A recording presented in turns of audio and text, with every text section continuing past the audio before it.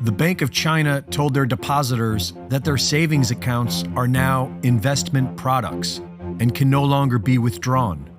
And to stop the people from trying to withdraw their money, the CCP deployed tanks. Banks all over the world are imploding. And within this great reset, there is great opportunity for mankind, so long as we recognize who the real perpetrators are. The word apocalypse simply means the lifting of the veil, a revelation of truth, or in modern terms, the Great Awakening. Mankind is now awakening to the fact that we have been lied to and exploited as chattel for, at the very least, our entire lifetimes. And one of the most valuable truths to be gleaned from the Great Awakening, as far as human civilization is concerned, is who is responsible. It's crucial to identify who is responsible so that we can stop it from happening again, because the enemy likes to hide. There is nothing new under the sun, and all we have to do is follow the money, which leads us directly to the Federal Reserve banking system and their conglomerate of associates known as the big banks. We can trace the big banks back to Mayer Rothschild, who famously said, "Give me control of a nation's money supply, and I care not who makes its laws."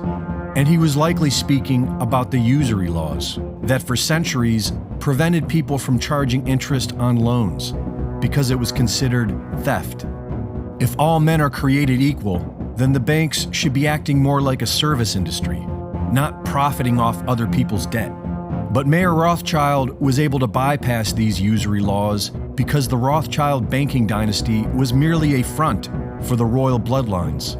As the old world order adapted their schemes for the Industrial Revolution, the Rothschild banking dynasty began running central banks for kings throughout Europe. And in America, they partnered with the Morgans to create the Federal Reserve banking system, which would normalize usury and debt for generations to come. For millennia, usury was considered immoral and denounced by major religions and philosophers. But today, it's completely normal in the West to be broken by debt and at the same time considered successful. But this is new. Many places still see usury as a crime against humanity. Libya had gone from one of the poorest countries to the richest in Africa by creating its own bank backed by gold and silver, and no usury.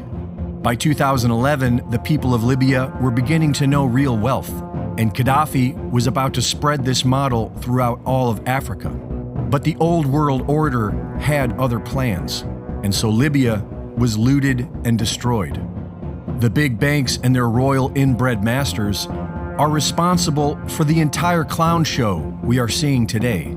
The Rockefeller family's Big Pharma engineered the COVID pandemic as a black swan event to collapse the world economy so that the old world order can discreetly become the new world order.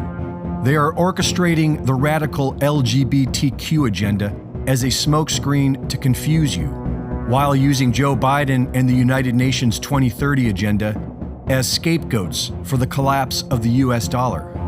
Because these inbred crooks plan on staying in power, and they need someone else to blame when they come to our rescue with a new financial system. Fortunately, this Great Awakening has revealed that we no longer need the old world order's big banks.